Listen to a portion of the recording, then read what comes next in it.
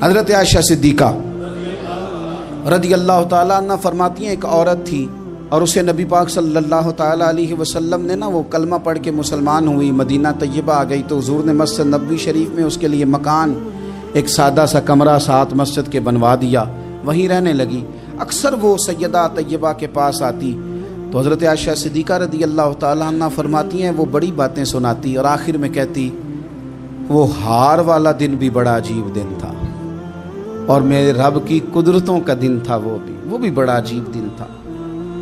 سیدہ عائشہ صدیقہ رضی اللہ تعالیٰ عنہ ایک دن فرمانے لگی کہ تو ہار والے دن کا بڑا ذکر کرتی ہے، وہ کیا دن تھا؟ تو خاتون کہنے لگی اماں جی وہ دن تھا جب میرے رب پر بھروسہ اور مضبوط ہو گیا، جس دن میرا اپنے رب پر توکل اور بڑھا، میرے ایمان میں یقین میں اور پختگی آئی۔ کہنے لگی میں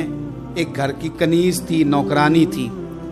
اس گھر میں ایک بچی تھی جس کے پاس سونے چاندی ہیرے جواہرات کا ہار تھا۔ اس زمانے میں نا چمڑے کے اوپر لوگ ہیرے جواہرات لگاتے تھے، کئی دفعہ سرخ رنگ کے چمڑے پہ لگائے جاتے تھے، وہ بچی پہنتی تھی تو کہتی ہوں بچی کے اس نے اتار کے رکھا یا اس سے گرا وہ ہار تو چیل اسے اٹھا کے لے گئی گوشت سمجھ کے اور میرے سامنے اٹھا کے لے گئی۔ گھر والوں نے مجھ سے پوچھا، یہ بخاری میں موجود ہے، گھر والوں نے پوچھا مجھ سے کہ وہ ہار کہاں ہے تو میں نے کہا چیل اٹھا کے لے گئی۔ گھر میں کچھ چوری ہو جائے تو سب سے پہلا الزام کس پہ لگتا ہے؟ ملازمین پہ۔ کہتے انہوں نے مجھے بڑا مارا، بڑی تکلیف تھی، حتیٰ کہ میری شرمگاہ تک کی تلاشی، میری عزت اتنی خراب کی میں بتا نہیں سکتی۔ میں نے اپنی زندگی میں ایک واقعہ دیکھا، ایک امیر گھر میں چوری ہو گئی، ملازم کو اتنا مارا کہ وہ چارپائی پہ پڑ گیا، پولیس والوں سے اتنی مار پروائی گئی کہ وہ بیچارہ چارپائی پہ پڑ گیا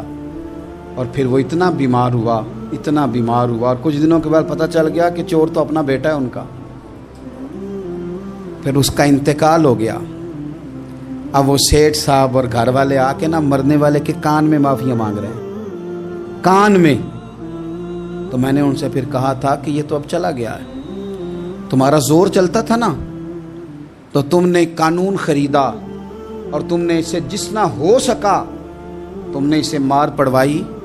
تمہارے پاس جو عدالتیں تھیں تم نے وہاں کارروائی کی، اب ایک عدالت قیامت کے دن لگے گی۔ یہ کمزور تھا نا، کچھ کر نہیں سکا۔ میرے نبی پاک صلی اللہ علیہ وسلم نے فرمایا سن لو، اگر سینگ والی بکری نے بغیر سینگ والی بکری کو تکلیف دی ہوگی نا تو قیامت کے دن اسے بھی بدلہ دینا پڑے گا کہ تیرے پاس سینگ تھے اور تو نے اسے مارا تھا۔ وہ خاتون عرض کرتی ہے سیدہ عائشہ کی خدمت میں کہ مجھے بڑا مارا، مجھے تکلیف دی، میں کہہ رہی تھی کہ میرے سامنے چیل لے گئی ہے پر وہ نہیں مان رہے تھے، اماں جی انہوں نے مجھے بڑا مارا۔ حضرت عائشہ صدیقہ کہتی ہیں پھر کیا ہوا؟ کہنے لگی اماں جی جب کوئی میرا مددگار نہ رہا، مجھے تکلیف دے رہے تھے، رسوا کر رہے تھے، تو میں نے اپنے رب سے مدد چاہی، میرے رب کی طرف میں نے توجہ کی، میں نے کہا مالک اب تو ہی میرا مددگار ہے۔ کہتی ہے وہ مجھے مار رہے تھے تو وہ چیل جو ہار لے گئی تھی وہی لے کے واپس آ گئی اور ہمارے سروں کے قریب لا کے اس نے جب اس ہار کو پھینکا وہ مجھے چھوڑ کے سائیڈ پہ ہوئے، وہ میری بے گناہی جان گئے، لیکن آپ کو بتاؤں اس دن سے میرا اپنے رب پر یقین اور بڑھ گیا۔ مجھے سمجھ آ گئی کہ جب انسان پورا ٹوٹ جاتا ہے اور جب کوئی چاروں جانب اس کا مددگار نہیں ہوتا